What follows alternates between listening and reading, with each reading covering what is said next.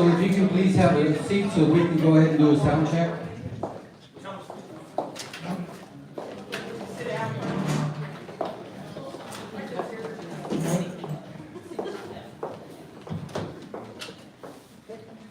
Councilmember Davis. Testing 1 2, testing 1 2. Test 1 2.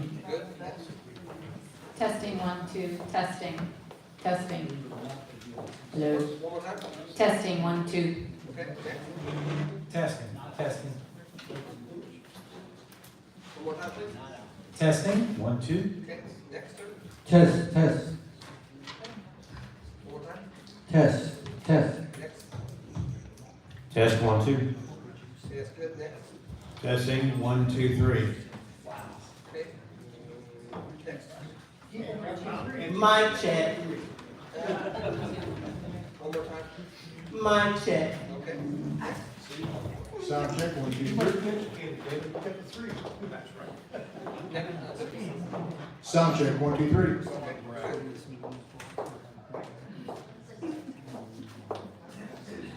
You want to test the?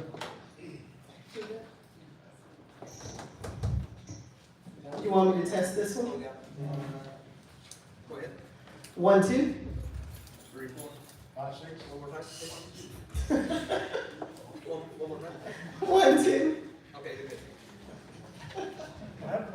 Okay, time is now 6:01. Our regular city council meeting for March 28, 2023 is now in session. First on the agenda is Councilmember Hagan will lead us with the opening prayer and the pledge of allegiance to the flag of the United States and the state of Texas. Please rise. Bow your heads, please. Dear Heavenly Father, thank you for allowing us to make it here safely tonight. Thank you for your many and abundant blessings. Thank you for life itself. Thank you for the substance and for friendship. Lord, let us see that your will is of peace and love and abundant joy. Remind us that as we face adversity with you, anything is possible. Lord, thank you for our city staff that work diligently and tirelessly to make the city run as smooth as possible. Father God, thank you for our first responders who are always putting themselves before others and protecting us from danger. Lord, please put your strong arm of protection around them to keep them safe from harm. I pray that they and their families feel your presence. I pray you will give them wisdom and care that they need to have to carry out their duties. And then the encouragement that they need as well. Lord, protect our military members and their families as they're serving abroad to protect our freedoms. Also continue to watch over us. Bless and guide our business owners as they are still,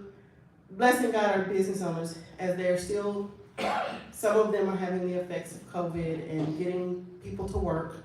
We know that many are suffering and are trying to find different ways of hiring people. Give them those resources that they need to be able to hire those that can fulfill their duties.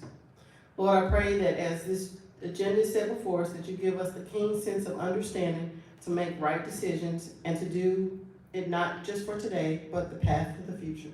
And in closing, Lord, I ask that when we leave this place, you watch over us and keep us safe until we meet again. Amen. Amen. Pledge of allegiance. I pledge allegiance to the flag of the United States of America and to the republic for which it stands, one nation, under God, indivisible, with liberty and justice for all. Honor the Texas flag. I pledge allegiance to thee, Texas, one state, under God, one and indivisible.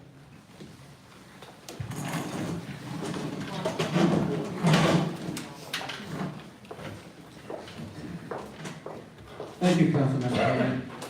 As a reminder, students who are participating in the Hal Baldwin Scholarship are required to sign in on the sheet that was located in the back.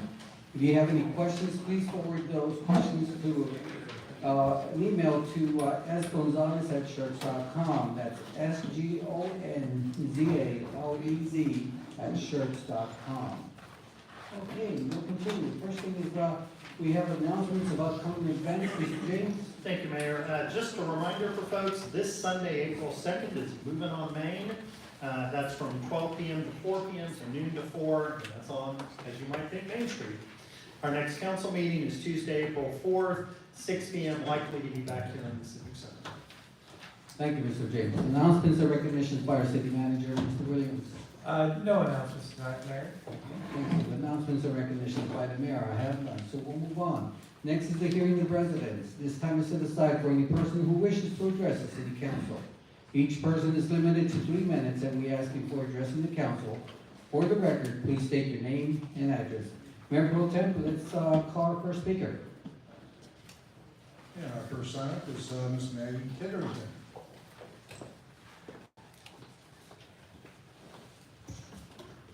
Good evening, council. That was quick.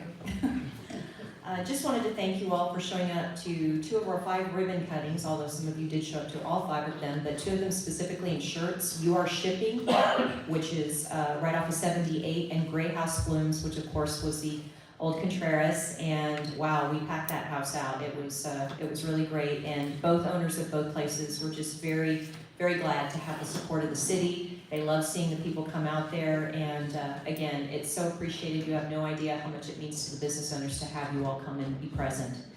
Also, this Friday is going to be our Coffee at the Chamber. It will be at the Schertz offices. It's from 7:30 to 9. It's being sponsored by Cibolo Business iCode in Cibolo, which is right by Santikos. So come on out, free coffee, free treats. And of course, the biggest deal is this Saturday is our Shred Day. Our Young Professionals Hyper are putting it on in partnership with the Better Business Bureau. It will be from 9 to 12. Schertz, Cibolo, and Selma residents are free to come. They just have to show proof of ID that they are a Schertz, Cibolo, or Selma resident or chamber member. And it's up to 5 boxes of paper or trash bags of paper. We were supposed to do electronic shredding, but unfortunately we lost our electronic shredder. We're going to try to get it for a possible October shred day as well, but we're just doing paper shredding. It is free, but we are asking for a donation of $5 because whatever we raise, 50% after our cost is going to go to Operation Comfort. That's who Hyper chose to give the monies to, and then the other 50% they are saving for the holidays, and they fund Christmas and Thanksgiving dinner for RACAP families in our area. And that is all I have. Thank you. Next up, Mr. Phil Jackson.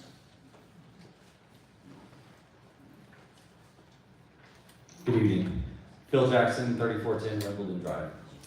I am part of the advisory board that's been set for the Northcliffe PID. So before we got into the presentation, I know Mr. James is going to be presenting to you tonight. Just thought we'd update you on where we stand. We've had several meetings. We've been working through this already. We've been in talks directly with the broker who's been hired by Nala Caribbean to broker off the land. Right now, he's interested in going under contract with us on 55 acres of the land. That land is the land in front of the clubhouse, 48 acres that wraps forward and around the corner between the neighborhoods, and also the section of land in the middle of Pebble Beach, which is single hole, 7.5 acres there, 48 acres behind the clubhouse. Initially, the clubhouse was off limits. He's now talking about wanting to include the clubhouse, so we'll see. We're still talking about that. But that land is something he is very interested in doing a deal with us. He would like to clear out that middle section of land. It gives him the opportunity to focus on the commercial piece. So he said he's very interested to see how this conversation goes and where City Council stands and where we can go from there. We are, as a PID, talking about the homes being included on this. We're trying to be very mindful of the extra expense that this would cause the citizens, so we're careful about who would be included in these boundaries. Our aim is to keep the price at under $100 a month per household to be able to pay the city back on this. We have a preliminary number from the broker on the price of the land, but that's something that would need to be negotiated back and forth and get to a final number before we can put anything out solid. But he has asked that we do a letter of intent. We are meeting with a lawyer to look at building a letter of intent that basically says, this is what we're looking at. All these things have to be met, including, talking with you all and going through that process. But our intent is to move forward on this PID. He's very familiar with PIDs. So just wanted to give you that update on where we are to let you know kind of where it stands. Thank you. And that was the last hearing of residents. Okay, thank you. All right, we'll move on to consent agenda items. They are considered self-explanatory and information packets are provided to council and available for public viewing. These items require no separate discussion unless requested by council. Item number 1, minutes, consideration or action regarding the approval of the March 14, 2023 regular meeting minutes. Item number 2, appointment, reappointment for boards, commissions, and committees. Accept the resignation of Pete Perez of the Schertz Historical Preservation Committee. Item number 3, resolution number 23R33. Consideration or action by the City Council of the City of Schertz, Texas, approving a resolution authorizing EMS debt revenue adjustments, utility billing debt revenue adjustments, and Schertz Magazine debt revenue adjustments. Item number 4, resolution number 23R26. Consideration or action by the City Council of the City of Schertz, Texas, to approve a resolution approving the National Emergency Management and Response, the National EMR, as the EMS provider in the City of Schertz. Item number 5, resolution number 23R02. Consideration or action by the City Council of the City of Schertz, Texas, approving a resolution authorizing subdivision improvement agreements with the 2020 F1 Greytown LLC for Greytown Subdivision Unit 1A and Greytown Subdivision Unit 3A. Item number 6, resolution number 23R27. Consideration or action by the City Council of the City of Schertz, Texas, approving a resolution authorizing the city manager to execute a settlement participation form for opium settlement agreement secured by the Office of the Attorney General. Mayor Pro Tem, please continue reading the rest of the consent agenda items.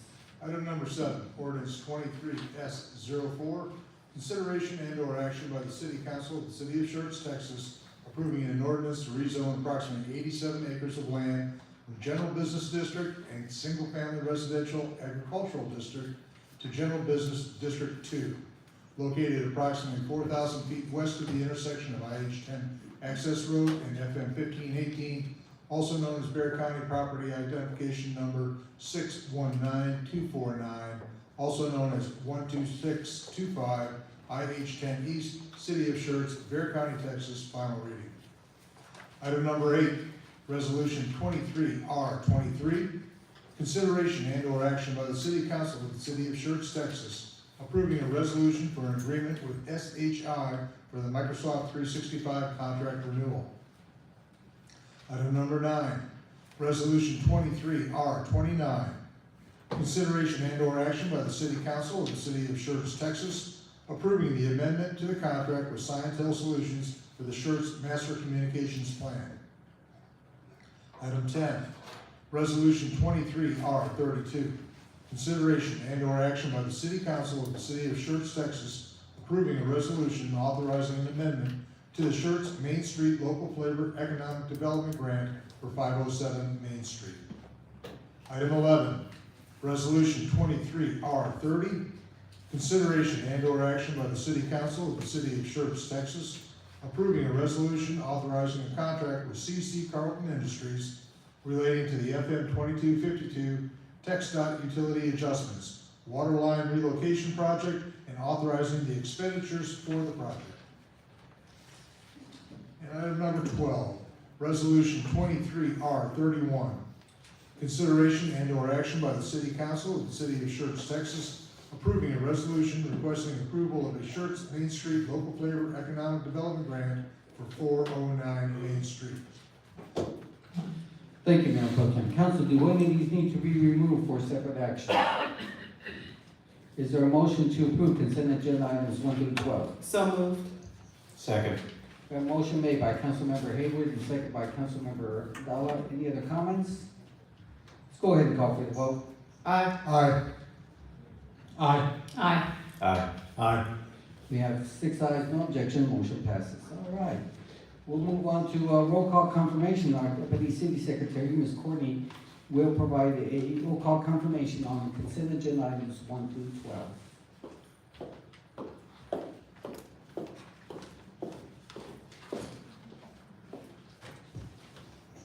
Good evening, Mayor, Council. Sheree Kearney, Deputy City Secretary. Roll call confirmation for consent agenda items numbers 1 through 12. Motion was made by Councilmember Hayward, seconded by Councilmember Dalla. Mayor Pro Tem Brown, Councilmember Davis, Councilmember Whitaker, Councilmember Dalla, Councilmember Scagliola, Councilmember Hayward, all voted yes. Motion passed 6-0. Thank you. All right, we'll move on. We have a couple workshops. First is item number 13, a workshop discussion on the residential initiative of the Public Improvement District in North Cliff. Mr. James.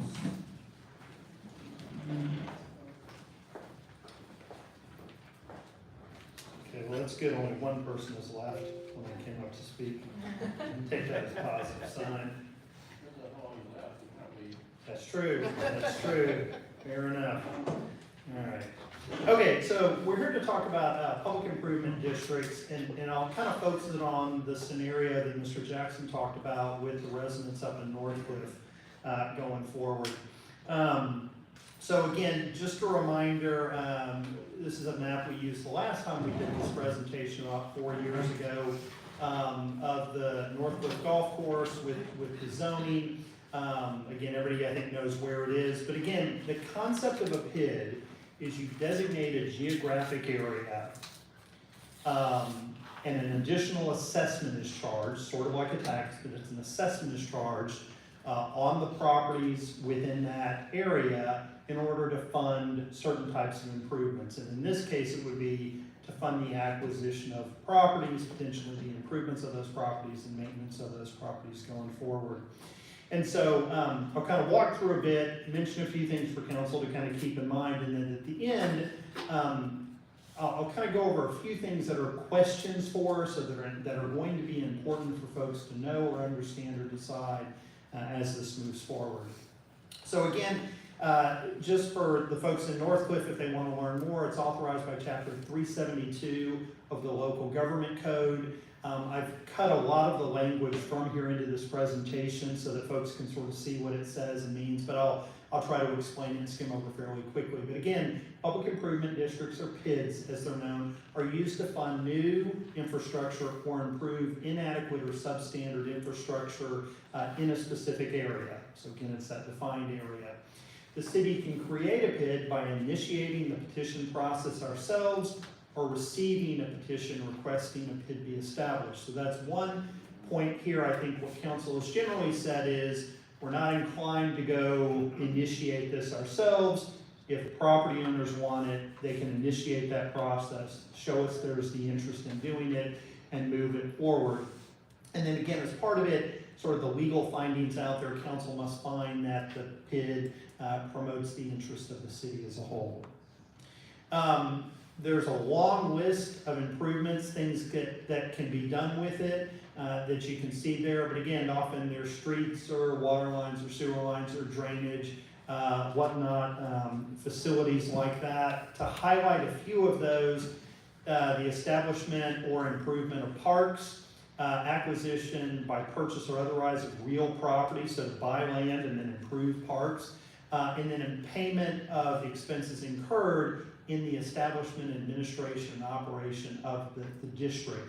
So again, per the PID policy that council passed a number of months ago, what you would typically do is the assessment needs to not only cover the amount needed to buy the property, but also to manage the PID going forward for the life of that PID as well, so an additional cost for that.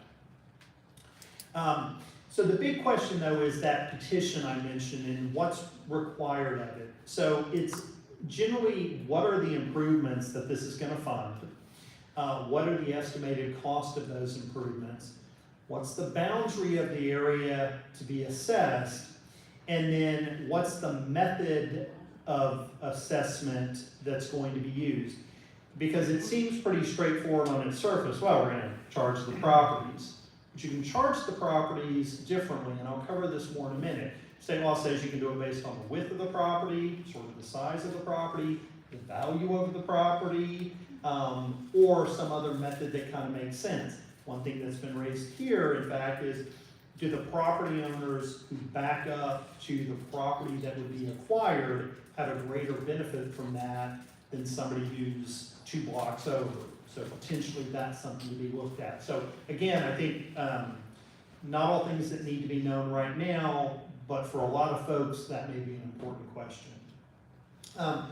Additionally, it's the proposed apportionment of costs between the PID and the municipality or county as a whole. So at times, PIDs can pay for part of things, they can pay for the whole of things. So again, one of those questions here is, if the idea, the concept is, the PID is used to have the funds to acquire the property, and the idea is to create sort of park space with it, is the expectation that the PID would pay to make those improvements and maintain it, or that the city would pay for those improvements, pay to maintain it? Again, a lot of times, and I learned this when I first started working on cities, when a councilperson, devil's in the details, depends on what those improvements are, how expensive they are, what the maintenance costs are, and things like that going forward.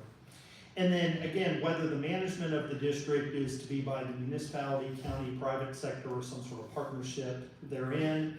And then that the person signing the petition request concur with the establishment of the district. So it seems obvious, but to clearly state, by signing this thing, we agree and support the creation of the PID.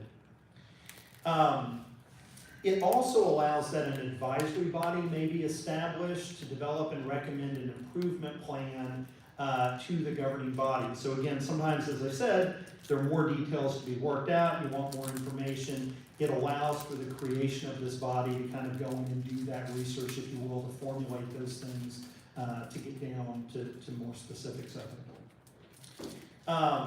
And again, one of the questions is, well, how many folks have to sign it? And essentially it's 50%. But as with so many things, there are a couple of different tests for that. And so it's again sufficient if signed by the owners of taxable real property representing more than 50% of the appraised value of taxable real property liable for assessment under the proposal as determined by the current tax laws. So it's 50% of the appraised value that's being taxed, and the record owners of real property, the owners of the property, who constitute more than 50% of all the owners, or own more than 50% of the land area, if that sort of makes sense. So you've got to have the people who own at least 50% of the taxable value, but then you either need 50% of the owners, or the owners of 50% of the geographic area. And that is as a minimum. And so this is one of the things to be keeping in mind for council that I think is very important. Would council be willing to create a PID with 50% of the folks who would be included in that in support of it? Or is council saying, no, we need to see a much higher level of support, say 75, 80% for that? Additionally, when you look at that geographic area, if there was, say, one neighborhood off to the edge that there was very little support for the PID, would you be willing to include that neighborhood in the PID if, say, only 10% of the folks in that neighborhood were supportive of the PID? Or would you say, no, we need to draw around them, they don't support it, leave them out of it? All questions to kind of be answered, and as I've talked to folks about it, a little bit of this, as the residents kind of go work through to demonstrate support, is a bit iterative. You kind of have to work it this way, see what you get, then kind of come back and look at it this way, see what you get as you move through those sort of questions. Because I think fundamentally the thing that we'll get to is having enough residents in the PID to fund at a reasonable rate, or that they'll support the acquisition on that property. So again, it's how much property are you going to buy, how much are you going to buy it for, and how many property owners can you include in it. Say all other things were equal, if you have 500 property owners versus 250, the assessment would essentially be half at 500 than it would be at the 250. So those are things to sort of work through. It's what's required. And then again, council has to have the finding that the governing body may make findings by resolution as to the advisability of the proposed improvement, costs, etc., kind of going forward, and the apportionment of costs going forward. So again, council takes that petition in, has to make a finding with it, as you do sort of with resolutions and ordinances you approve. There also is the ability or the reference to a feasibility report. So one of the things that you'll note here is before holding the public hearing required under section 372.09, so there's a public hearing that you're required to hold to let folks get up and speak to it, is the governing body may prepare a report to determine whether the improvement should be made as proposed by the petition or otherwise, or whether the improvement should be made in combination with other improvements and things like that. And then the governing body may require a preliminary estimate of those costs of the improvement. So again, when that petition comes in, you can have a report done to again evaluate this and make sure it seems reasonable and things like that to get the information you would need. So a number of steps in the process. And again, for the purposes of determining feasibility and desirability of the district, you may take any other steps before the hearing and before establishing the district. So if there's some particular question you want looked at or answered, you can ask for that as well. Again, as I mentioned, there's a requirement for a public hearing that has to occur, and again, that requires both sort of the legal and property owners' notices. So again, folks within the area will be noticed of that public hearing and then have the opportunity to come speak. Council then, after the hearing may be adjourned, you have to make findings by resolution to, again, these different things: advisability of district, nature of the improvement, estimated cost of the improvement, boundaries of the district, method of assessment, and then apportionment of cost. So all of those things that somebody who was potentially on the edge or going to be in or out of a district would say, I want to understand that. You would have to make those findings to sort of kind of decide that, if you will, or put out what the estimates of those things are. And you'll notice it's estimated cost of improvements, not necessarily final cost. And then you've kind of got this 6-month window for the improvement, an improvement order to kind of find and create the district. So you've got time for things to occur, for people to think about it, additional information to be determined, etc. And you get to decide how long that moves forward. So the big thing that you have to do, though, is you've got to apportion the cost of an improvement to be assessed against those property to pay for the things estimated to.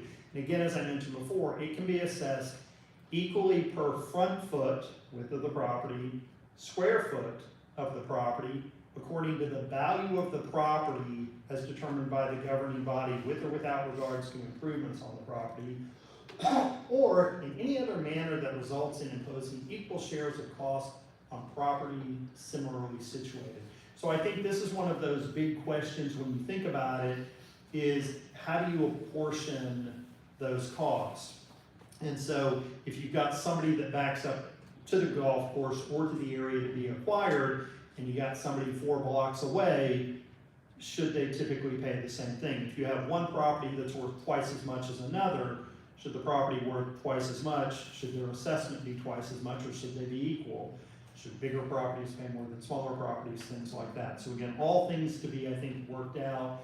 And my assumption is what council is going to want as the residents move through this, before kind of coming with the official petition, is kind of come forward with a proposal that says, this is how we recommend it be done, and some show of support from the residents who would be in the area that they're agreeable to it, and they're agreeable to doing it that way, if that makes sense.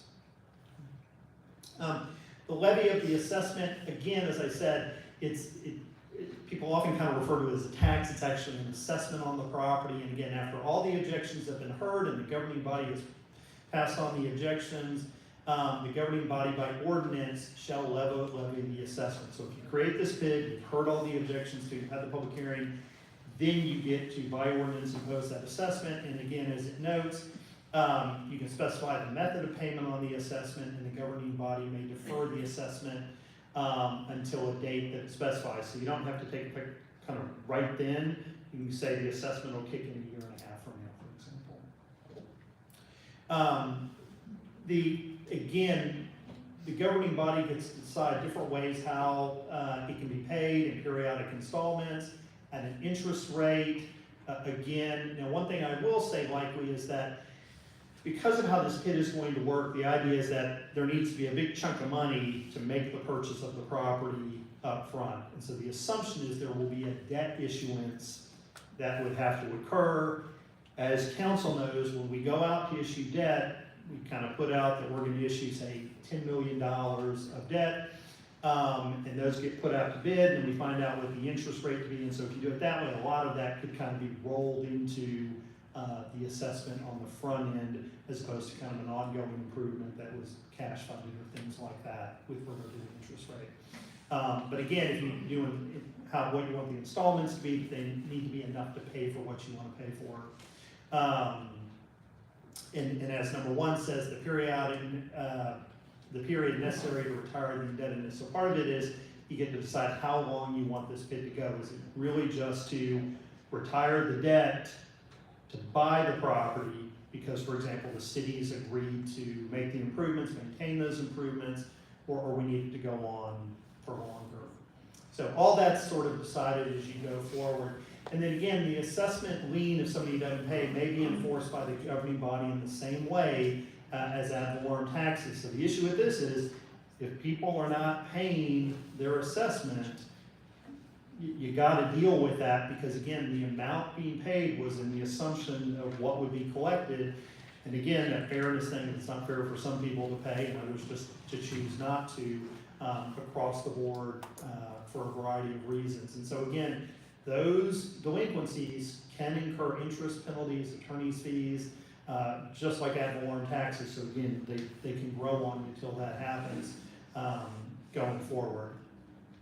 And then again, payment of cost. The cost of improvements may be paid or reimbursed by a combination of methods. But again, the assumption is there'd be a debt issuance approved by the governing body. And then the cost of one or more, and this goes into number 1, a single issue or sale of bonds with or without consolidation of previous bond issuances. So the assumption is a bond issuance would be what would happen. So again, I think the goal of this was to sort of revisit for some new on council what a PID was. You may remember this presentation that Dan did fairly similarly, though I don't think I really plagiarized per se from it. Maybe parts I did. Probably most of them. Not most of it.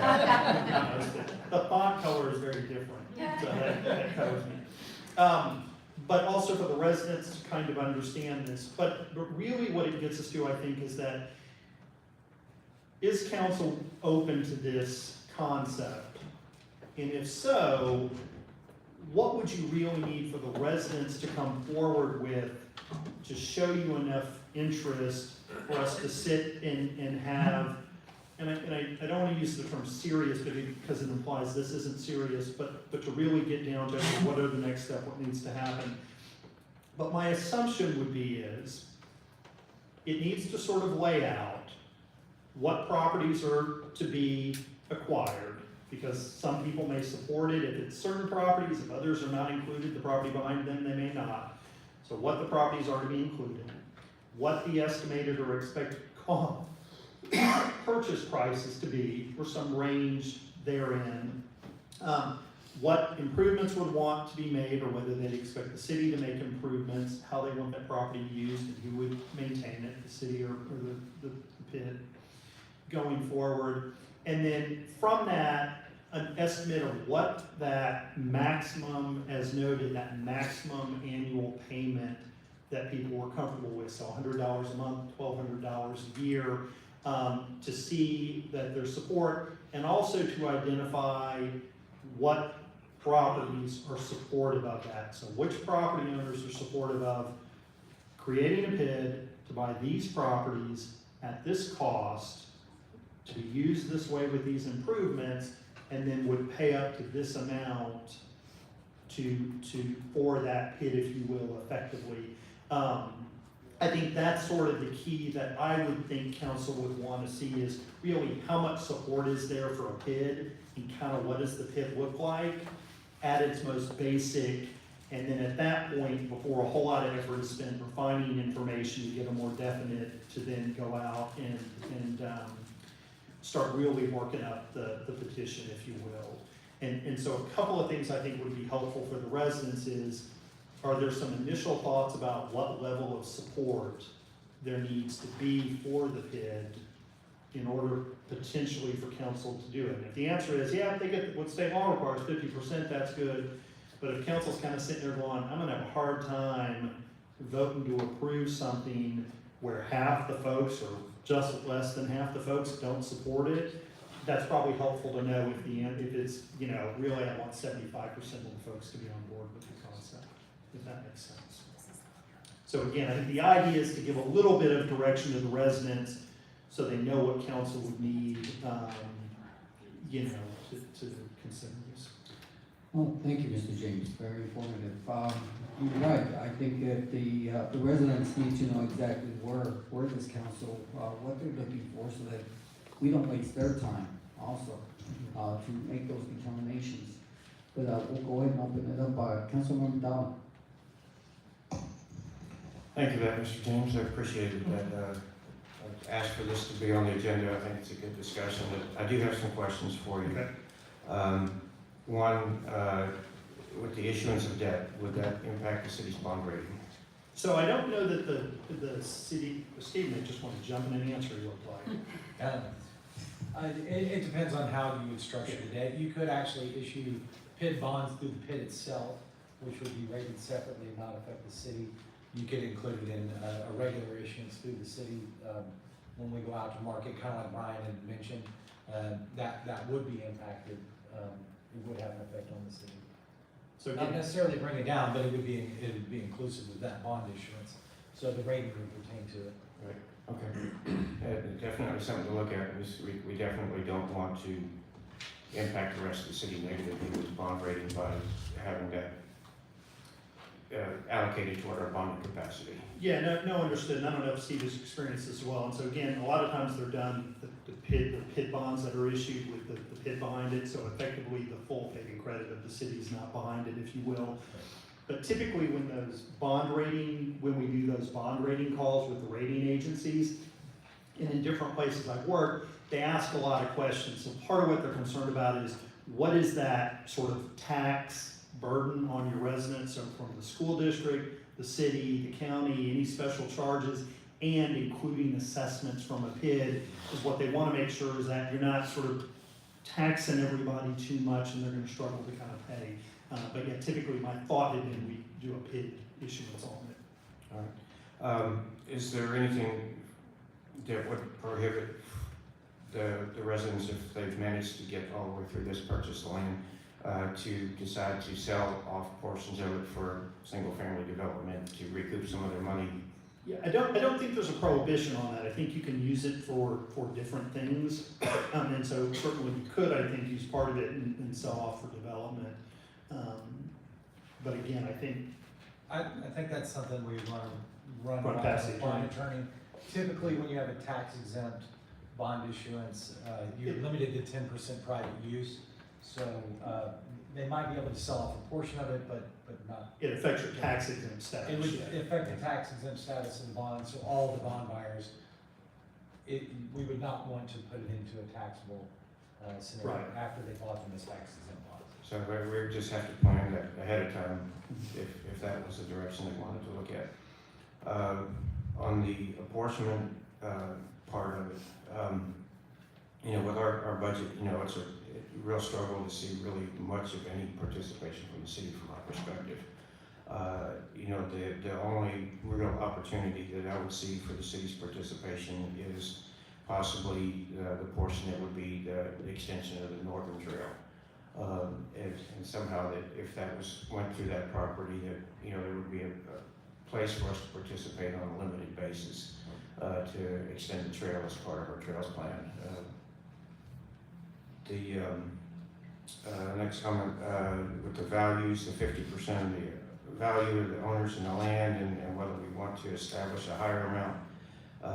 I mentioned a few weeks ago, that I totally support this idea, and I definitely want us to not put obstacles in the way of the residents having a chance to be successful with this. From my perspective, that, you know, we get elected on 50% plus one, you know, if they get 50% plus one, then they should be able to enact a PID. That's my take on that. The report on feasibility makes sense. I think I agree with you that probably the method of assessment is too early. You know, we typically rely on the ad valorem tax revenue. You know, I would think that some of that is already baked in the differentiation of the cost. That the homes that are on the old golf course, I would think, would have higher values because of the view than homes that are several blocks away, but that's something that would have to be looked at and that would have to be determined. And I just pretty much agree with the comments that you made on the layout cost and improvements and the max payment, that we need to have that at least somewhat roughly sketched out and have that ready to go and have that available to us before we go forward and have a public hearing on that. But I appreciate the work that they've done. It looks fantastic. You know, they're engaged in negotiations, and I really hope that you guys can make it happen. Councilmember Brown. When we start talking about the future, this is in essence a private property at the end of the day, funded by the residents, by those folks that are paying the PID assessment. And when you start talking about how much the city is going to get involved with improvements, maintenance, things along that line, then you're talking about effectively making it a public park. So now we're crossing. Which can happen, yeah. I mean, they're public improvements, so much like you would build a street, that becomes a city street. Parks would be city parks, yeah. That's most commonly what occurs. I'm just wondering what the impact or questions or issues that could arise between the residents purchasing the property and then the city coming in and making it a public park and usage, et cetera. Yeah, and I think, again, for me, that's this question of what it needs to lay out, how that property is to be used. And that's what I'm kind of getting Yeah, at. no, We don't know, so we need to. Right, but again, as I said, it's if it's generally to be passive open space with hike and bike trails through it, and again, in the conversation I had with a resident the other day, maybe a playground set at one end, that's certainly one thing, not terribly high, but we can use it, as opposed to want to reopen a golf course on it, or sports fields, things like that, yeah. And so again, I think to clarify too, that it would not be private property, it would be public property. yeah. So it's not something that can be restricted from public access. Okay. Okay, thank you. Councilmember Hayward. So I have a question, because I know you said this is not really a tax. So for those homeowners, and this may not be a good question or not, but I'm just concerned, like, with the homeowners that are disabled vets with 100%, with this going in as a PID, would they end up now having to pay a portion of this since they don't pay ad valorem tax? Is this something separate and they would have to pay on Every property pays on it. On this, Because it's an okay. assessment, not a tax. So if this property is used as a park, then there is no ad valorem tax once they purchase the property? Is that, Yeah, so let me be clear, there isn't, so the way this would work is you wouldn't assess the property being bought, that's the public property, it wouldn't have an assessment, it would be the residential homes. I'm going after it's purchased Mm-hmm. and they wanna make it a public park. There is no assessed tax on a park. Yeah, we wouldn't, there's no tax revenue coming to the city for that. I just figured that, Yeah. cause I was just wondering, not knowing if that's the park or if there's other things that's going to generate ad valorem taxes. Yeah, no, I mean, I think generally what's been talked about, everything I've heard from the residents, and this may kind of inform the way I answer some of the questions, is they want it to be open space / park. Fairly passive for the most part is everything I've heard from them. That's sort of the whole point. Okay, so when we issue the debt, would it be a GO or a CO? It depends, as Steve said, how the debt is issued. If it's PID debt, which is sort of what I had assumption, Okay, you know, it's a different thing. it's a different thing. Yeah. And then the residents in the city don't vote on that. if it's a different thing? That's correct. Okay. And I guess the last question is, I know they're in the process, but knowing which neighborhoods are going to be included in this, because as I was talking to a realtor, I guess I didn't think about it, that Whisper Meadows is part of that North Cliff area. So in talking with some of them, it was a little iffy, so that I was just concerned at how they're going to, and that they haven't come up with something. Yeah, I don't think they know yet. Okay. I don't think they know exactly how it needs to be, and again, I think part of that is a question for council. If, let's say Fairhaven, for example, it's not part of Northcliff, it's right there, kind of by it, next to it. So we're just basically at this moment discussing just the residents in North Cliff, not the other neighborhoods that's, So I oh, don't, you don't know that? we haven't, yeah, I don't Okay. think we know that. I mean, I think the kind of obvious thing is there is some geographic proximity that makes sense, and there is also some proximity or accessibility or connectedness with the land to be bought that makes sense, if you will.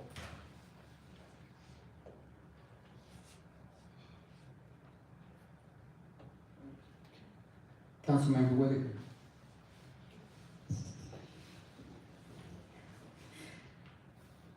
In general, I like this idea. I think it's a good option to have the residents take part in park ownership, I guess, and if they don't want it to be developed, then this seems like a good option. So in general, I'm in favor of the concept. With regard to I know you're just throwing, I know there's ballpark numbers thrown out there, but so for example, $100 a month per property. I definitely think that the properties that back up to the golf course should be assessed higher than any of the other properties, because there's significant value added to those properties versus any other interior properties. But even if the other ones, even like half of that, $50 a month for whatever the time period is, you know, I'm thinking about our conversations about our tax rate that we have every year when we talk about the budget, and we agonize over pennies, you know, on the dollar and like changing the tax rate, and I'm not, you know, don't remember every word that was said, but I know that people were really frustrated, you know, with the thought of increasing the tax rate that would put an extra $40 a month burden on the average property. So to me, this is over double that, and we were really careful to not do that. So I think in this case, I think 50% is not enough support, because there's, you know, clearly if you look at the outline of the properties that most benefit is not even close to 50%. So it's a small portion, and so there's a ton of properties that I think won't notice a benefit with a significant financial burden on them. So my suggestion would be the threshold would need to be higher than the 50%. I would say 65 or 70 even, which, you know, I guess it all depends on how you present it, but depending on the numbers, I think it's a lot to ask to add to a property. And the properties in Northcliff, from a real estate perspective, they are not, there's a variety of age homes and priced homes and things like that, but most of them are older homes in a lower price point than some of the new, you know, Parklands or Homestead or whatever. So, you know, if those people have been there for a while and they're, you know, $100 is a lot on those particular houses. So that concerns me, that it's a lot of money. So I would think that you need to have a much higher favorability than 50%. That would be my thought. And as far as it being like passive open space, like even to say that if just grass maintenance is a lot of money to mow it. So I think that needs to, so for example, in the Crossvine, one of the, you know, features that people really like is all the open space. Crossvine's HOA fees are very high because they have so much green space that they have to maintain, and the residents sometimes forget that, but you've gotta mow it and you've gotta weed it, and I don't think there will be a lot of landscaping here necessarily, but, I mean, unless you just, I don't know, let it go wild or whatever, but then you've got, if there's trails, things do have to be maintained. So I'm just pointing out, even a passive open space requires maintenance. You know, you can't let it grow wild, it will grow tall, that'll create, pests and things like that closer to residences. So, just, those are some things that I wanted to point out.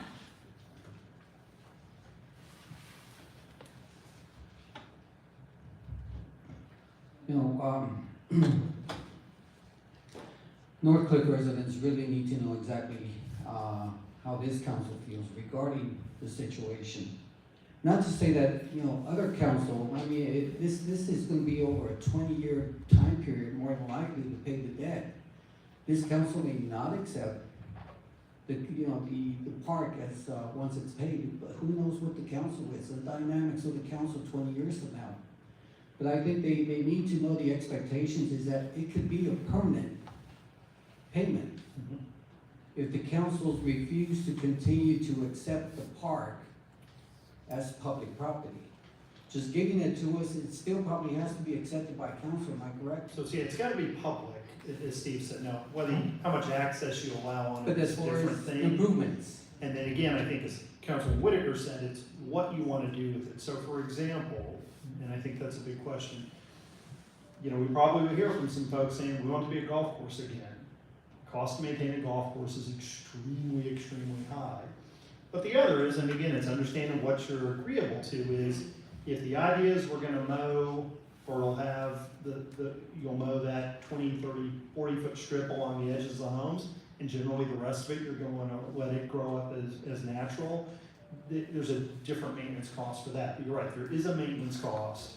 And so again, I think that's why it's important, one of the things I said is what the expectation of what happens to this property is, what the level of maintenance, what the level of improvements are. Because again, yeah, if everybody wants it mowed, so it's this pristine like a lawn, that's probably cost prohibitive even for the residents of Pitt and cost as but opposed to. even just the mowing, they want basketball courts, they want tennis courts, they want all the amenities that go into a park. And that again is the question, and I think that's again the residents need to answer is, do they want basketball courts? Because again, basketball courts are few and far between in parks in the city of Schertz, and so you'll draw a crowd with them. I'm not sure they're necessarily trying to draw the crowd. Same thing with tennis courts and things like that. And so again, that's why you're right, Mayor, the question is, the residents need to work out and define is what improvements are expected in that park, because there are very different implications to those in terms of maintenance costs and things like that. I'm also concerned about the letter that will go out to residents. You know, when you go to a car dealer and he wants to sell your car, he just says, it's only an extra cup of coffee a day. And I think, you know, when they said it's only $100 a month, I think we need to actually say it's $1,200 a year. They need to see the total number of what that tax levy is going to be, because no one's gonna save $100 a month and wait till the end of the year. When they get their tax statement, it's gonna say, you know, county, school, city, Pitt. Yeah, and Mayor, if I could clarify, the assessment will be a whole dollar amount. Right. So they'll be notified, the calculations will be done in advance, and they're based on an estimate, like Brian said. So each property will be assessed on some basis, called square footage, front footage, however it's calculated valuation, and it'll be a $22,000 assessment, or a $16,000 assessment. So they can choose to pay it all at once, up front, or they can pay it over time and amortize it at a certain rate. So they are required to be notified by law of what that total assessment is. That's right, and I think really, to be clear, what I was saying is, what I think council probably wants to see, it's not necessarily the first thing being that official formal petition, but something informal that they've worked up that says, this is what that assessment will be, this is how long it'll run, this would be the monthly of the total to be paid, these are the improvements. Something again, just that you're right, and how it's phrased is very important, to show folks clearly understand what this would entail and mean to them, to, I think, even get to that next level, to start really defining some of that stuff in more detail, as Steve mentioned, to really pin those things down, even for the purpose of getting the petition in. No, I am concerned about the 50% threshold. I think I agree with Councilmember Whitaker. It needs to be a little higher. This is a tax levy that we're putting on the residents. I think they need to know exactly, have more than just a simple majority to move it forward. We're talking about a heavy tax burden on some situations in some residents. And when it comes to selling their house and they realize that they never paid these taxes, they still owe the interest. I'm not sure, is there any penalties for not paying? So yeah, penalties can be assessed for not paying taxes. Okay. Is that gonna be part of the documents, what type of penalty that will be assessed? So those, not necessarily, I think we'd have to figure out as we work up the PID documents. I think council can decide that. I'm not sure you have to decide on the front end. Mhm. Again, those are some of the questions as we work through this, and some of those times where council can ask for information, can ask for research and get things back. Those are the things that we want to decide. So again, from my perspective, it's why I kind of, every time I talk to somebody about it, I say, I see this as being a very iterative process, where they'll go work up something, and then we'll have a question, and we try to get an answer and see what that means. And maybe we have to adjust kind of what the proposal was and see if there's support for that, and kind of work it back and forth that way. You know, not forever, never, but to me, again, I think a lot of the things are dependent on it. So again, some folks may say, I would support it if it's gonna buy the property behind me. If it's not gonna buy the property behind me, then I'm not gonna support it. So you kind of need to know that. The other part of it is, folks may say, well, I'd support it, but I would only want the assessment to equate to, you know, no more than $800 a year as opposed to $1,200 per year. Some folks also may support it, but say, yeah, I don't see why I should be paying the same as the guy right behind the land we're buying that would be developed. Doesn't seem fair to me. That's their kind of call on it. Again, as I said, I think some folks might support it if there were certain improvements, but not with others. So for instance, if, hey, we're looking at putting basketball courts in, you know, I could see the folks right behind the basketball courts going, I don't know about that. I almost rather maybe have the townhouse behind me than the basketball court. I don't know. So that's why I think this is a bit of an iterative process. And again, what I'm anticipating is not necessarily the formal petition coming in, but something that gives council sort of an indication, and it helps get the residents on the same page. Definitely, yeah, I think that this council is not opposed to it. I think we just don't know the details as to what it is. That's exactly right, and I think, as I said, starting off, Yeah. devil's in the details, and they're gonna kind of have to work through those back and forth. But it's interesting to see that the whole initiation for this PID was the property, the 26 acres, but I see that this is not part of what I heard during the hearing of residents. This is not that part that was included, because they mentioned 55 acres, but that little Yeah. 26 acres was not included in the PID. So yeah, again, I think Mr. Jackson didn't indicate that property. I believe, though, that the residents are talking with the attorney for the villas at Blue Bonnet Ridge property. Again, is there a willingness potentially for him to sell? What would be the cost be? Again, this is where it's iterative, you gotta work with it. And I'm concerned whether or not they'll continue to get that support if this is not part of that property that's on it. Good questions. Councilmember Brown. Yeah, as I listen to the discussion here, it's great, but it also, I think this is a very, very healthy thing for the city right now, because we have not had a PID in the city. And it's gonna be a growing process, as Mr. James said, it's iterative. It's, okay, well, we found this out, now that means this. You know, but I don't think we should make too many assumptions at this point. And again, I agree, we can't call it a tax, it's a PID, it's an assessment. There's many different ways to get through that assessment. and not calling it a tax. Additionally, the state requires all PIDs to be disclosed in any transactions. Taxes, that's kind of like buyer beware, you go look it up. PIDs must be disclosed and the details must be provided to a buyer in a transaction straight up.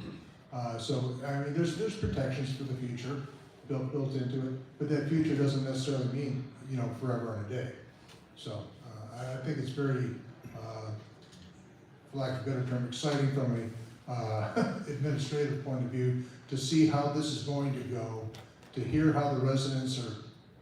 I love the fact that they're excited about doing this and have the group cohesion to at least get it going. I hope it comes to fruition.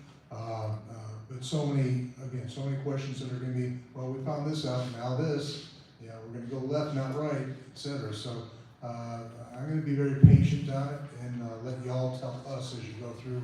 I think is the best way to go, through Mr. James and his staff. So I'm all for it. Councilmember Dowell. As was mentioned, the devil's in the details. We've got a lot of details to figure out. I'm going to make the assumption that you're in regular contact with some of the residents involved with this. And so I have to say, when the timing is appropriate, let's make sure that we get it on the agenda. We have continuing workshops to help provide the feedback and work through this. Any other comments, Council? Yes, Councilmember Davis. I agree with Councilman Randall. I think there's a lot of this is just too early. Kudos to the residents for stepping up. I think if they work through those details, they're gonna have to run those numbers and see what's acceptable to the residents in the proposed PID area, which I don't think we've got nailed down yet. I personally don't see a need to go beyond the 50%. That's what's required by state law. At the end of the day, if you set a bar of 65%, there's a group of people that are not going to be happy with it. So you're never going to get 100%. So why keep on moving the goalpost on them and making it more difficult? Figure out the size of the boundary. Figure out. You've got enough variables in there. Is it a standard assessment for everybody? Is it a variable assessment based on location and property and everything else? Work through the numbers and see how it falls out. And that goes with regards to the public structures going forward. I think it's just way too early to even worry about the cost. We mentioned that it would probably be a good location to tie in the trail system. That's going to have a cost with it. As far as anything else, I don't foresee this to be a Maskey soccer complex or a baseball complex. But again, that could change in the future. Schertz is a strange community, the giant backward Z. It's not convenient to have everything for Schertz in the center part of Schertz because it excludes the northern side and the southern side. At some point as we grow, we're going to need facilities on the north and more facilities in the south. So it could very well change over time. For all we know, 10 years from now, you may have all the residents up there standing in one of our budget meetings saying, we want a soccer complex. It's too early to speculate on all that kind of stuff right now. To me, the main point is figuring out, do the residents want to bid? Who's going to be part of it, and then how that's going to play out. Okay. Any other comments? Thank you, Mr. Davis. All right.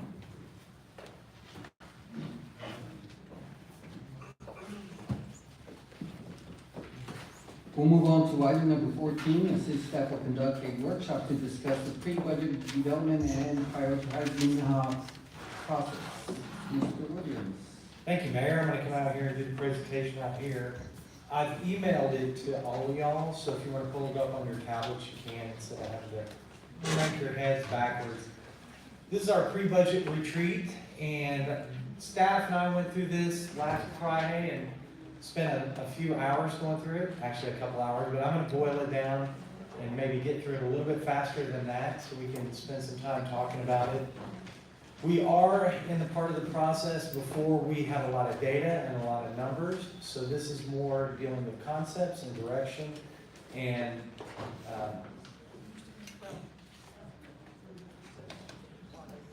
Okay, so before you get started, let's take a 5-minute recess, all right. okay? Yes, sir. Okay, we'll reconvene at 7:10.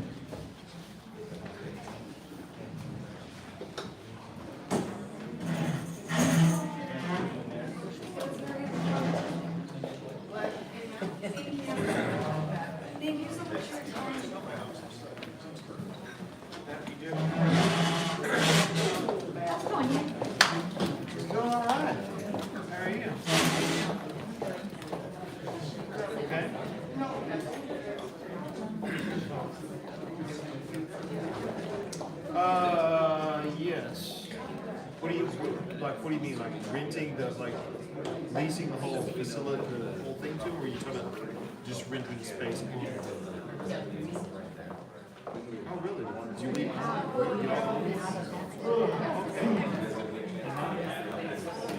Yeah. Right. Does your ordinance allow it? Yeah. Selma just approved this Right. last year. They said they did a variance on their ordinance, they've done. But Clear Channel pays them. Yeah. Yeah, I like digital better than the other kind, for sure. Well, yeah, I mean, because digital billboards, the message doesn't get stale. You know, there's always something, and they'll put PSAs in the, when they don't sell space, they just rotate the PSAs through whatever slots haven't been released out. I'm working with Clear Channel in another community right now on some, trying to work out 3 locations. They're pretty easy to work with. Oh yeah. No, we do those. I mean, yeah, when you get to that point, it's fine.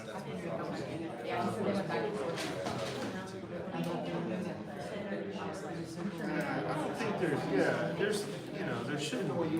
I'll put it this way. I've got copies of their agreements already in 4 different cities. And it's just, it varies city to city based on the local regulations. Their terms and conditions aren't going to change a whole lot. And from what I've seen, I don't have huge problems with most of the terms and conditions. So going back to what the legal is usually probably because local regulations, and what it actually applies. And so you'll need to You may talk only to have 1 or 2 good downs in you, Corey.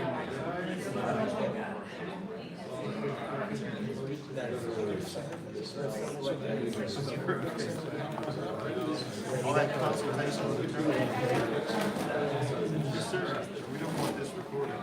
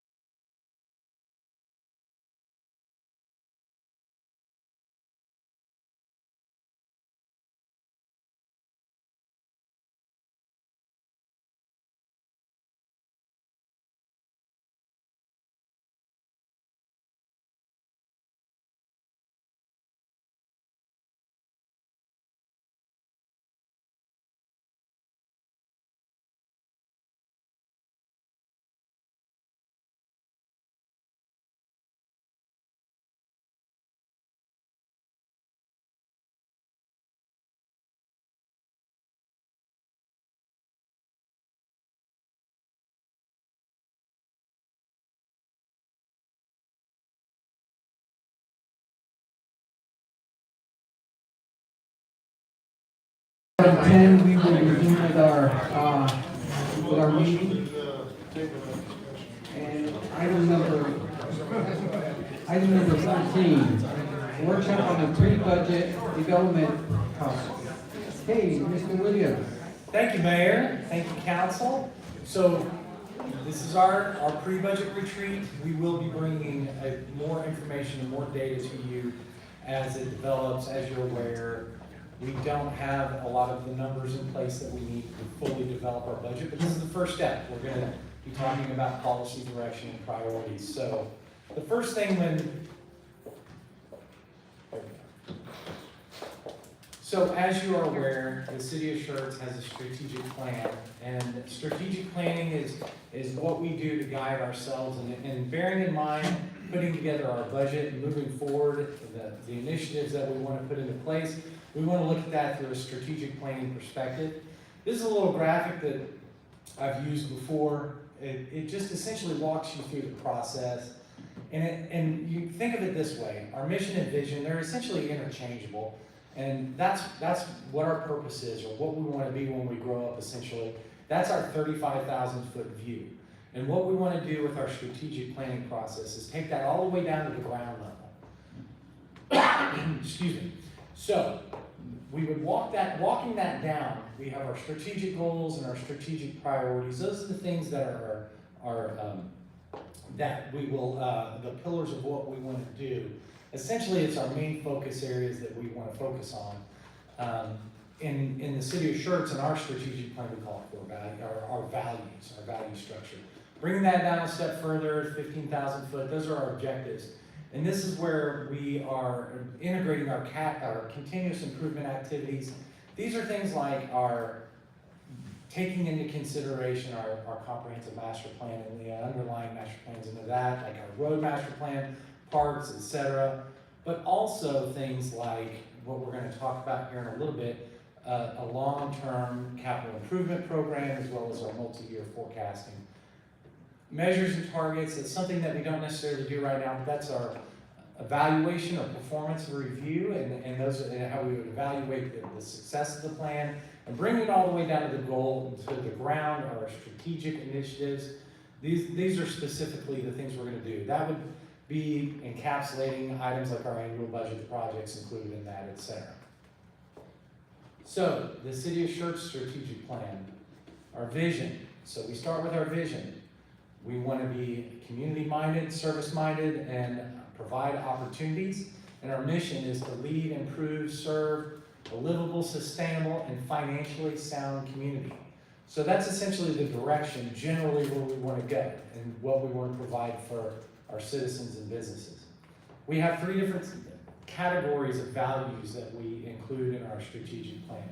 Our policy values, you can see them listed there. We want to have a safe community. We want to provide essential services, make sure that everyone experiences a high quality of life. We want to have an attractive place to live. We want to encourage economic prosperity, as well as be fiscally, say that 10 times fast, fiscally sustainable community. Operationally, what we value is making sure that our systems of management are in place, and we want to have a workforce that's engaged in providing excellent service and be service-oriented. We also want to be innovative and proactive at the same time. At our core, we want to take those into consideration and make sure that our values of doing the right thing, doing the best we can, and treating others the way we want to be treated, and working as a team, cooperatively as a team, we want to take that to heart. So, dealing with the budget, I'm going to talk a little bit about long-term financial planning. So, a focus shift, not necessarily a focus shift, or a focus enhancement for the city of Schertz will be to take more of a long view in our financial planning. So, what does the Schertz long-term financial plan look like? We want to have a long-term service vision, have strong financial policies in place, be technically sound in the way we analyze and forecast, and we want to make sure that the processes that we employ are collaborative and participative, in that we include all different perspectives And we wanna make sure that there's interconnectivity between our different plans, like I was mentioning, all the things that would be encapsulated in a comprehensive master plan and all your different plan components. So, what does that mean? Two big objectives for this coming year is to develop a 5-year operating budget forecast. And we somewhat have one in place now, but this would be to dial in and be a little more deliberative about it, as well as creating a 10-year consolidated capital improvement plan. Right now, we have somewhat of a capital improvement plan, and we forecast out, but it's not inclusive of all the projects that would make up our CIP.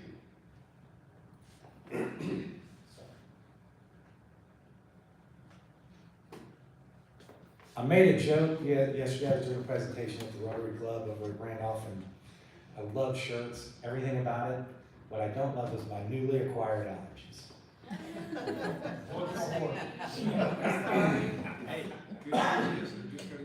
Yeah, I know.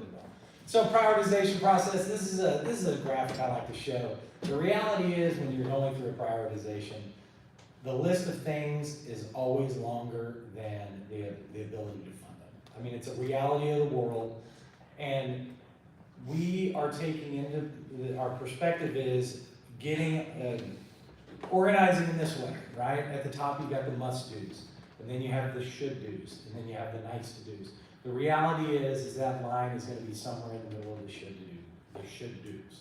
But I'm saying all this to say that when we get to the part where we're talking about the capital improvement program, we will show you everything on that list. We're going to show you everything that's out there that's identified as an expanded program or even a capital project that's being proposed. They'll be ranked and they will be prioritized, and we won't be able to fund them all, but you'll be able to see what those needs are. The list may be for the CIP for the general government side, $100 million worth of projects and 200 projects. May only be able to fund 25 million. So our strategic plan, our goals. Now, I'll go back up one second. So there are 5 goals that we've identified and that I'm going to put in front of you today. They're the same 5 goals that you saw last October in your workshop with Dr. Brown and the rest of the staff. They've just been reordered a little bit. So goal number 1, compensation.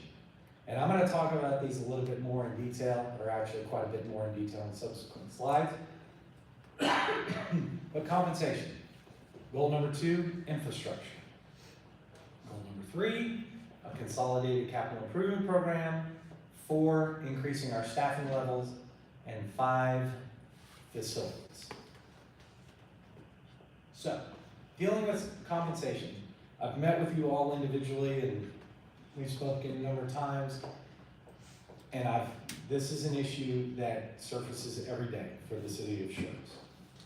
We are in a position where every exit interview that I see, every resignation, it's not necessarily the reason why they resign, but it is mentioned in every survey. I got a one today for a person who's going to another city and earning a significantly higher salary. And it happens quite a bit. I say that to say that salary is a critical component for recruiting and retaining. It's not the end-all be-all. And I'm not saying that it is or trying to make that argument. What I am saying is we need to position ourselves so we can compete and retain quality staff. I think y'all have heard me mention several times, it's a part of a 3 to 4 legged stool, right? There are a lot of things that we can do to motivate our workforce and keep them engaged, but salary needs to not be an issue that consistently comes up. I emailed you all 3 pages out of a book that I've mentioned several times, that it's something that we don't have to be the highest paid, but we also need to put ourselves in a position where it's not constantly an issue and take the issue off of the table. So, we want to be competitive. We want to identify what our market is. Those are the 2 main, in terms of recruiting and retaining, We need to know how to be competitive and at what level we need to be competitive, as well as what our market is in which we're competing. Some action steps that we intend to take or would like to take. Comp study review. So last year, a compensation study was done, a classification and compensation study. The HR department, Jessica right now, is doing a review, somewhat of an update of that. That's a simplified version of the entire comp and class study. We would like to take the results of that and, just put these up here. So, sorry. We want to go ahead and take that to develop a number that we can plug into the budget.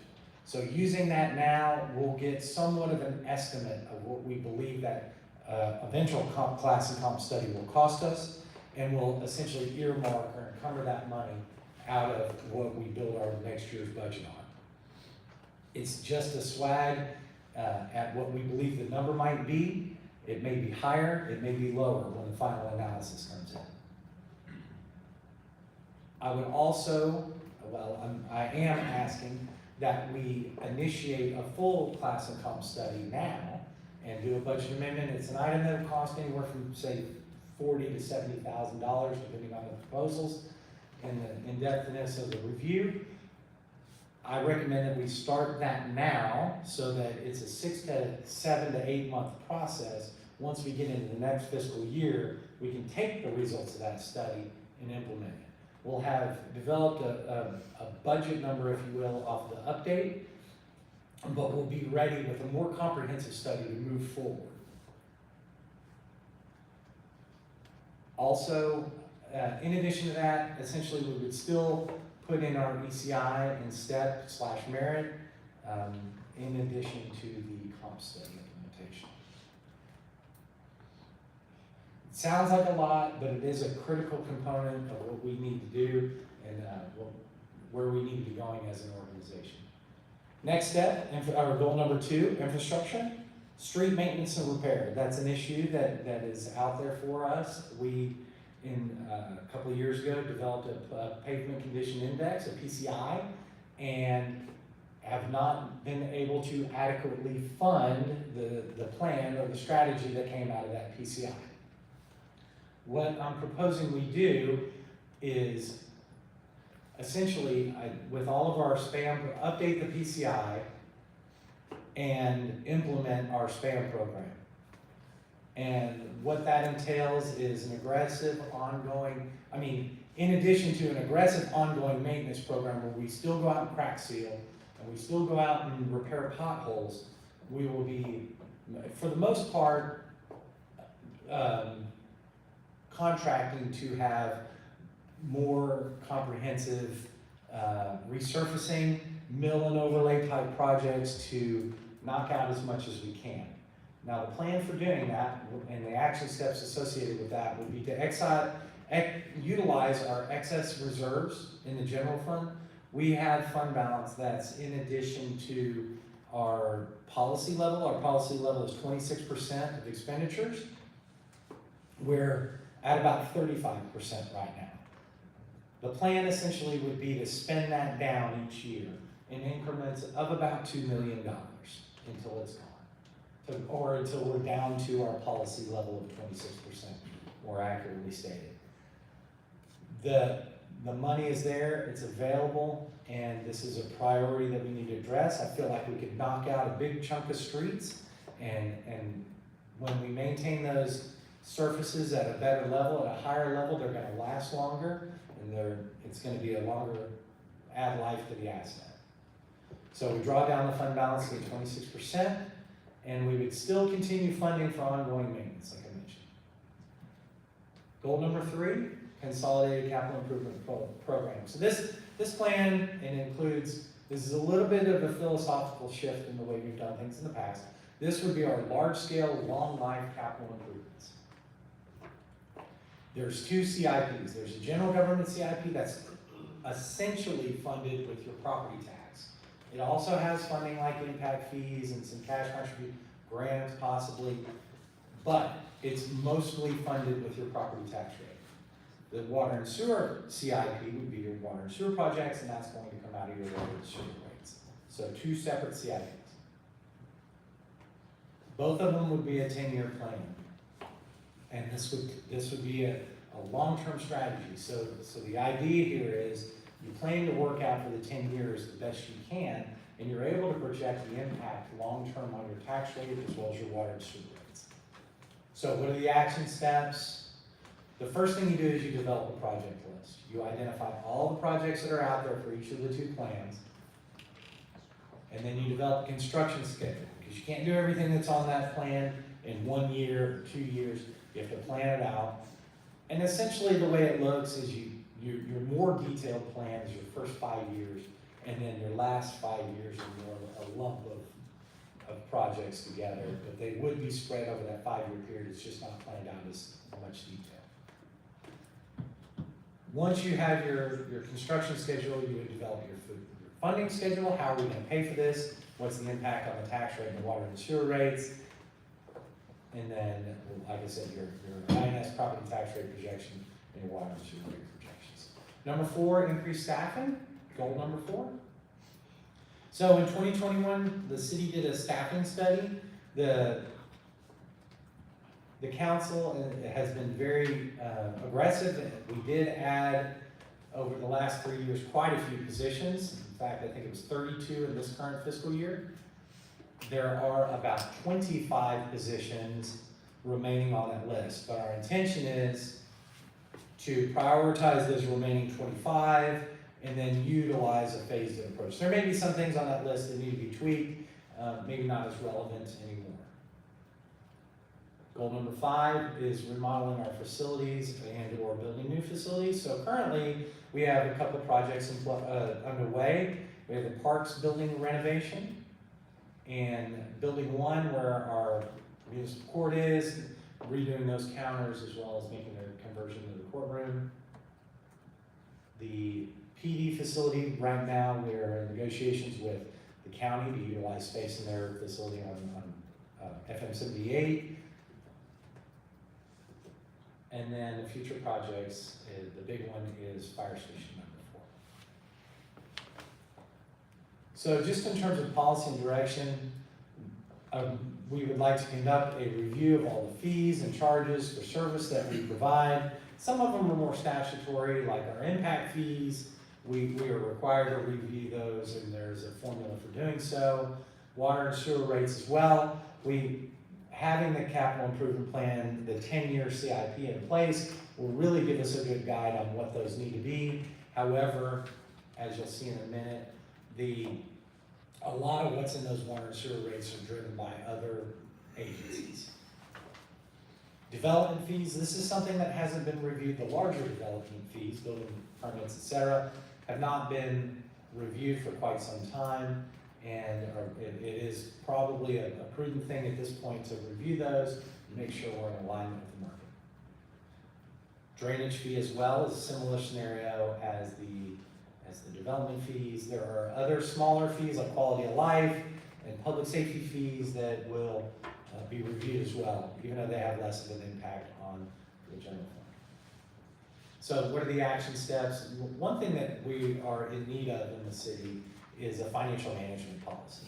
And fees and revenues are just a small part of that financial management policy, but it does help you lay out the groundwork for how frequently you review these things and put you on the schedule. What is an appropriate level for those to be? All those things are defined in your financial management policy. Also, we would do a comparison of comparable cities just to make sure we're in line with them.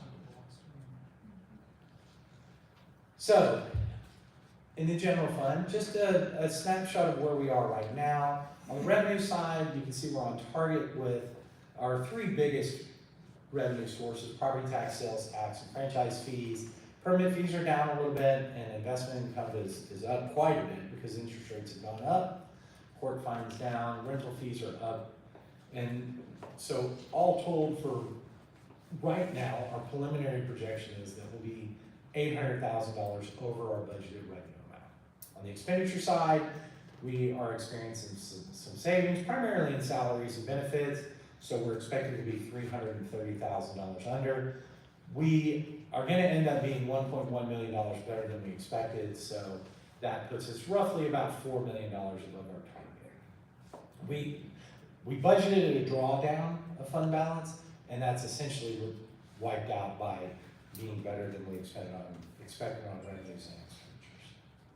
Now, what does that mean? So this is a 5-year graphic that James put together, and it shows history. So in the middle, the columns to the left, 18-19 through 22-23, the current fiscal year, that the blue represents the expenditures, and the red represents the revenues. So you can see revenues are slightly higher than expenditures. That dotted line is the targeted fund balance of 26%. And you can see it raises up as the expenditures raise up in the future. And that orange-ish line is our fund balance as it exists. So you can see it's higher. So the plan with the street maintenance would be to adopt a budget using $2 million a year. And you can see over the next 3 years how it steadily goes down, 1, 2, 3. It would go back down to the 26%. That's representative of us spending in $2 million increments for street maintenance. And it'll bring us back into alignment of our 26%. Now the question remains, what do we do about street maintenance once we get through with that 3 years? That's something we need to reassess at this point. This is to get us a jump start on getting the maintenance, as much maintenance done as we can. Water and sewer fund, this slide is in here, there's no data essentially, but I did want to mention, I know you're all aware of all of these, but these are all of the different agencies that impact our water and sewer system and our water and sewer rates. We get water from SSLGCs, possibly in the future CVLGC, CCMA, and for sewer, and then Green Valley SUD for water and sewer in parts of the city, and then SARA in parts of the city as well as NBU. This is a similar slide for water and sewer fund. We would intentionally bring that back in line with policy level of the 26% as well.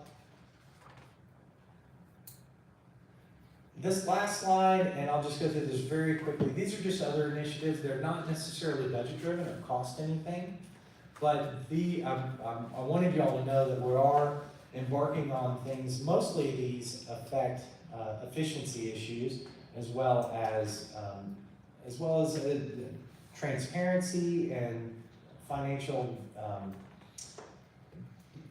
planning, our long-term planning initiative. So the top one in there, I just threw that in there. That's legislative affairs. That's Linda Klepper has taken that on. I'm putting in place a legislative affairs component to her job.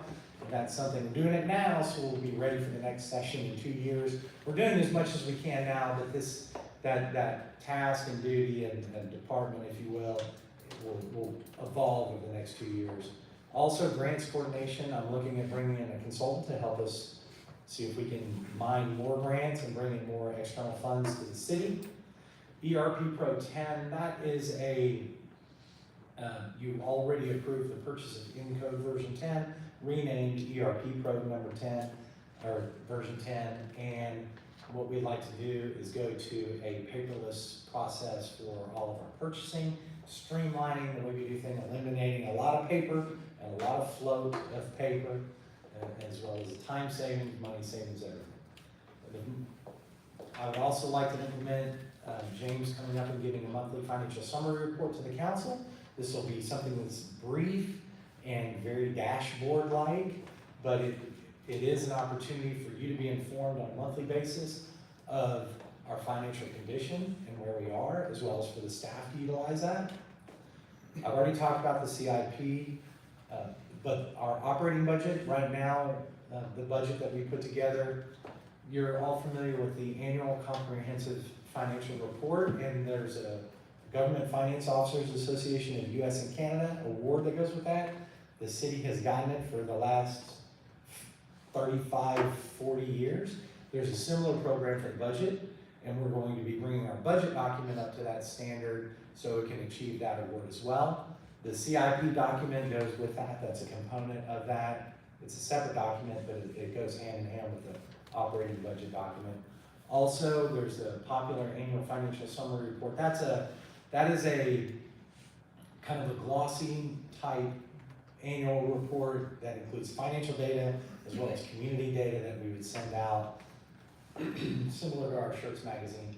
And then finally, like I mentioned before, financial management policy.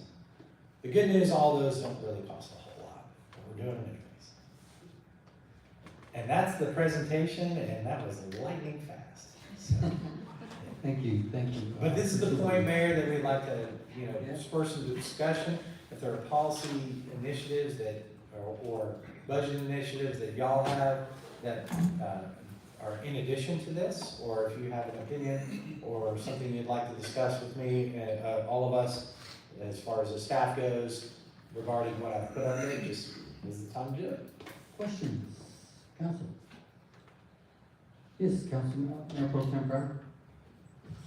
More of a comment here. Thank you for the 30,000-foot overview tonight. I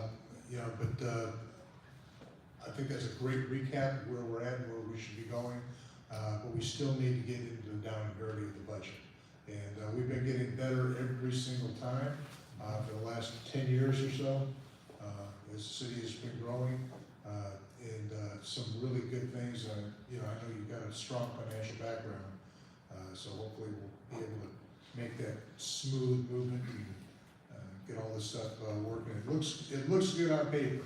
So I look forward to putting numbers to the process. Me too. We are gonna get down and we are gonna get dirty. But we're gonna bring you a financially sound document and a good solid plan. Councilmember Dalla? Just a quick comment on that, on your main priorities, that I think we're in alignment on that. The compensation issue has been something that has been coming up again and again, and I do think that's something that we need to take a hard look at. And also with the infrastructure, same thing, I'm totally on board with that. That's something that we need to really make an intentional focus on. I will say, in terms of the initial review that HR has done, we are sitting at about the 38th percentile, which is where we were before the last time there was initiative to bring us up. So we were brought up to the 38th percentile. We're still where we were before. Yes, Councilman Hayward? Being at the 38, where do you see that we need to be? I mean, because I know that compensation keeps coming, as he said, compensation keeps coming up. And knowing where we need to be and knowing that, as I agree, and with you sharing those pages, we've had that conversation about how I agree, you gotta take the money off the table. And then if there's any other things, you can look at where those other things are and deal with them. So where do you see that we need to be? And projecting with what we have, and I know this is kind of early, like how long will it take us to get where you think we need to be? My recommendation, well, first of all, I would say I would go along with what was put in the pages of what I gave you from, the book is Daniel, for the public, the book is Daniel Payne's Drive, and it's a book that analyzes scientifically what motivates a workforce. And it's not necessarily compensation, but when you are dealing with compensation, the idea is take it off the table so people can focus on doing the work and enjoying doing the work. So I would say we need to be at least 50%, if not 51%, 52%, but then have a commitment to maintain it. I would also say that we need to do it in 1 year. We need to get caught up. And phasing it in is not, I believe you put yourself in a position to continually fall behind or fall back to where we are now. And I'm not at all advocating that we be in the top 1 or 2%, or it can actually, as crazy as this sounds, if you're too high, it can have a negative impact. Council, any comments? I just want to say is that, we keep seeing, you know, the departure separations, and it's concerning that, you know, we are being used as a ladder for other cities. We train them and then they're gone. And it takes quite a bit to onboard someone. So I'm glad that that's our number one goal is compensation. I like the fact also that, you know, the reserves, 35%, money's just sitting there. You know, so we need to spend the money where the taxpayers ask us to spend it, and that is on capital improvement projects. And I appreciate you looking into that and getting that balance where it should go and taking the initiative to do what needs to be done in our city. With that, any other comments, council? Thank you. Thank you. Thank you, Mayor. Next item was the information packets regarding the capital improvement projects. Those packets were provided to council and available for public viewing at our website, Schertz.com. So we'll move on to requests and announcements. Any further announcements from Mr. Williams? No further announcements, Mayor, thank you. Council, any possible updates or information requested from staff? Council, any possible items you'd like to place on the future agenda? Okay, so, council, items that, announcements or events attended. We'll start with Mayor Pro Tem Brown. Nothing this week. Councilmember Davis. Nothing, sir. Councilmember Whitaker. I attended the ribbon cutting for Gray House Blooms. Councilmember Dalla. Nothing tonight. Councilmember Scagliola. Yeah, I went to the chamber luncheon and also the Gray House Blooms on Main. Love the smell of freshly cut flowers in the morning. Recommend it to everyone. It's a great way to start your morning. Councilmember Hayward. Yes, I attended the ribbon cutting for You Are Ship and Print, right off of 78, great location, and the whole family is involved in that business. It's a great business, and he is a veteran, and they're doing a lot of good things there. And then I attended the Great House, as Dr. Scagliola said, smell of fresh flowers early in the morning. It's a good thing. Attended the EDC meeting, the YMCA Easter egg toss, and that was a well-attended event, and lots of kids and lots of eggs to be thrown into the pool. And then I attended the BYA parade and opening day ceremony. And one last thing, as your TML Board of Directors Region 7, I will still be sending out emails to you, letting you know things that you probably need to contact your representatives and senators about, and maybe even some of the people that are on the calendars and the different committees, because they are really coming hard after the cities, and we've got to fight the good fight. That's all. All right, the time is 7:44. We stand adjourned.